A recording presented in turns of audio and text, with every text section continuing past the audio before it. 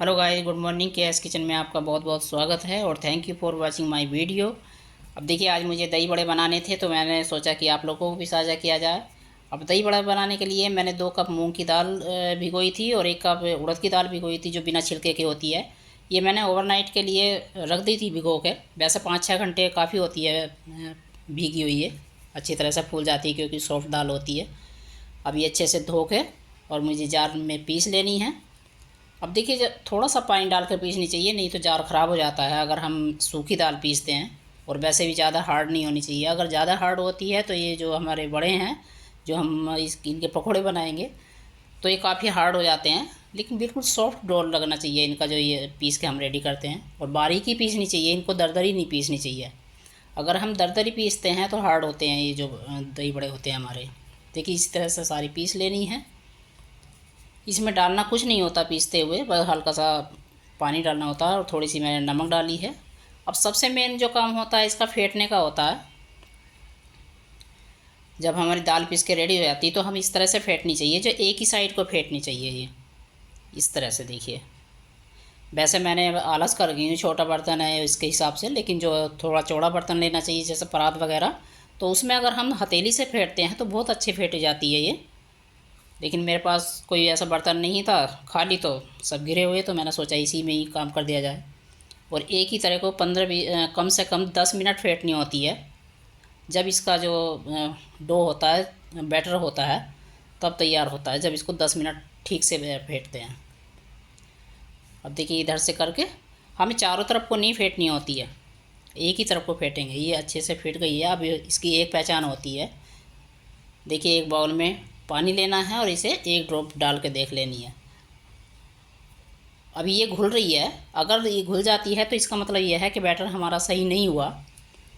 अभी इसको 2-3 मिनट और फेंटनी होती है, और वो एक ही साइड को फेंटनी होती है। अब देखिए, दोबारा ड्रॉप डाल कर देख रही हूँ मैं। देखिए, बिल्कुल ये ऊपर को आ गई है। दोबारा ये भी देखो, दोनों ड्रॉप जो डाली हमने ये ऊपर को आ गई है। ये बिल्कुल भी वही नहीं, मतलब इसको जो मिक्स नहीं हुई इसमें पानी में। अगर मिक्स हो जाती है तो इसका मतलब बैटर तैयार नहीं हुआ। अब देखिए, बैटर तैयार हो गया है। तो ये मेरा सरसों का तेल चढ़ाया है मैंने ये कढ़ाई में। इसकी जो खुशबू है वो निकाल लेनी है, जैसे स्मेल ना आए।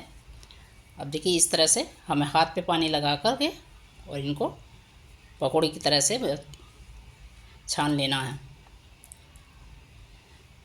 गैस का हम मीडियम फ्लेम ही करेंगे। अगर हाई फ्लेम पे हम इसको छानेंगे तो वो ऊपर से जल जाने हैं और अंदर से कच्चे रह जाने हैं। इसमें गांठ रह जाती है अगर हम हाई फ्लेम पे इसको तलते हैं तो। बिल्कुल मीडियम फ्लेम ही करना चाहिए शुरू से। बस तेल गरम किया और उसको मीडियम फ्लेम कर देना चाहिए।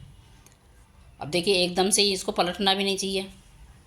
अब मैं दूसरी बार उतार के दिखाती हूँ आपको। देखिए,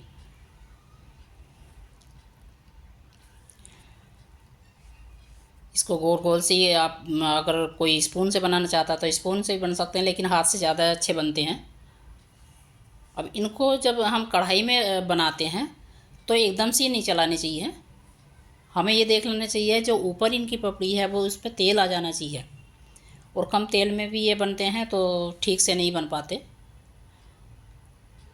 इन्हें चारों तरफ से चला देना चाहिए ताकि जो ऊपर तेल आ जाना चाहिए, ताकि इनकी जो ऊपर की पपड़ी है, वो जो बैटर है वो कच्चा नहीं रहना चाहिए। अगर हम पलटेंगे तो फिर वो कढ़ाई से लग जाना है और बिल्कुल ठीक नहीं बनेंगे। देखिए, धीरे धीरे पक रहे हैं तो ये अंदर तक पकते हैं, बिल्कुल कच्चे नहीं रह पाते बिल्कुल भी। अब इनको पलट देना है। सबसे मेन बात होती है कि देखिए, पलट भी दिए हैं लेकिन ये जले से दिखाई नहीं दे रहे बिल्कुल भी, बहुत अच्छे से पक रहे हैं। देखिए, कहीं भी जले हुए नहीं हैं। और अब इनको उतार लेना है इसी तरह से सबको। देखिए, सारे बना के मैंने रेडी कर लिया। अब मैं, हो तो गर्म ही रहे हैं लेकिन मैं इनको फोड़ कर दिखाती हूँ। बिल्कुल स्पंजी है, अंदर से जालीदार निकल रहे हैं।